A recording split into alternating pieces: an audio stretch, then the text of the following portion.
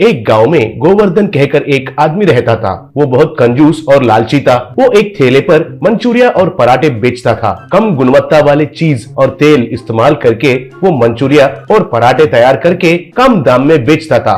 दाम कम होने की वजह से उसके पास बहुत लोग आकर खाते थे। वो हफ्ता में एक बार में जाकर उधर शराब पीकर चकना खाकर उधर बिल भरता था। उसी गांव में कन्ना मुन्ना कहकर दो धोखेबाज रहते थे। वे लोगों को धोखा देकर पैसे कमाते थे। एक दिन वे दोनों आकर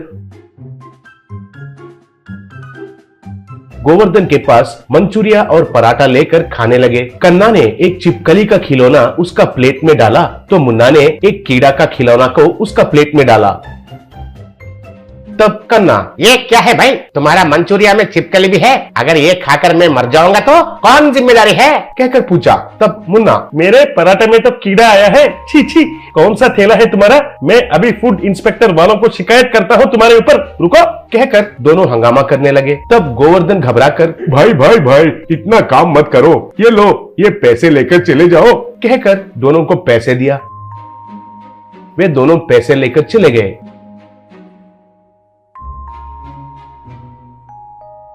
बाद में गोवर्धन जांच किया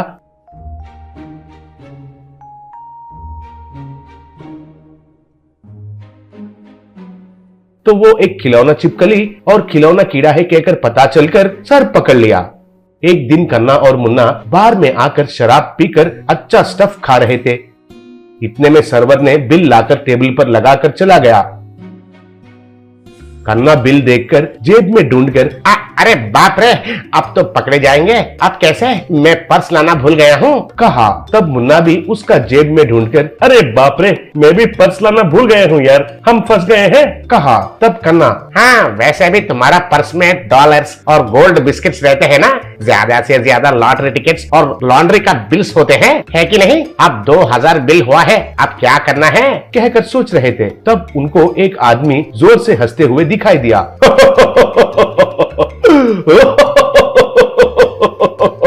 उधर गोवर्धन सामने वाले का जोक सुनकर हंस रहा था। ये देखकर कन्ना, अरे वाह, सही मिल गया है हमारे लिए बकरा। ये बिल पकड़ो और चलो मेरे साथ, बताता हूँ, कहकर उठे।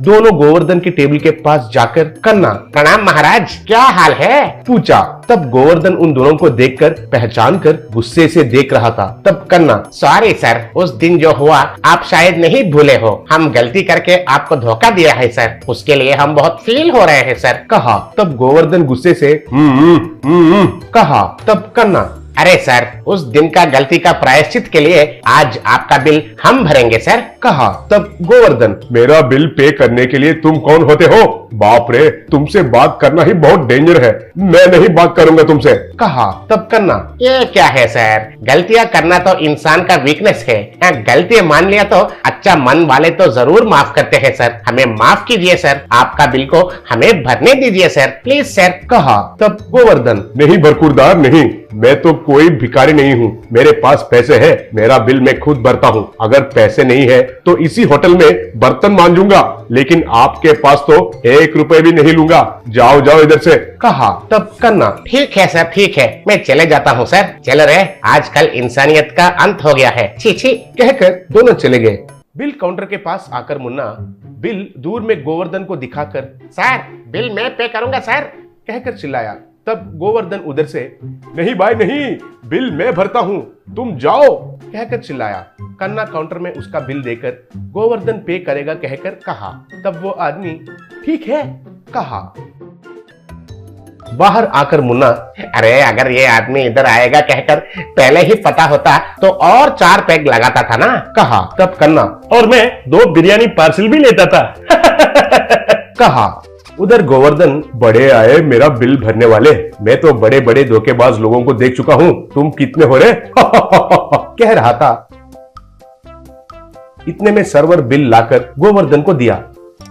वो बिल देखकर ये क्या है, इतना बिल कैसे हो गया है? कहा। तब सर्वर, सर आपका तो कम है, लेकिन आपने तो आपके बगल वाले टेबल वालों का भरूंगा कहा था ना, पूरा मिलाकर उतना हुआ है। कहा। तब बात समझ में आकर गोवर्धन घस खाकर नीचे गिर गया।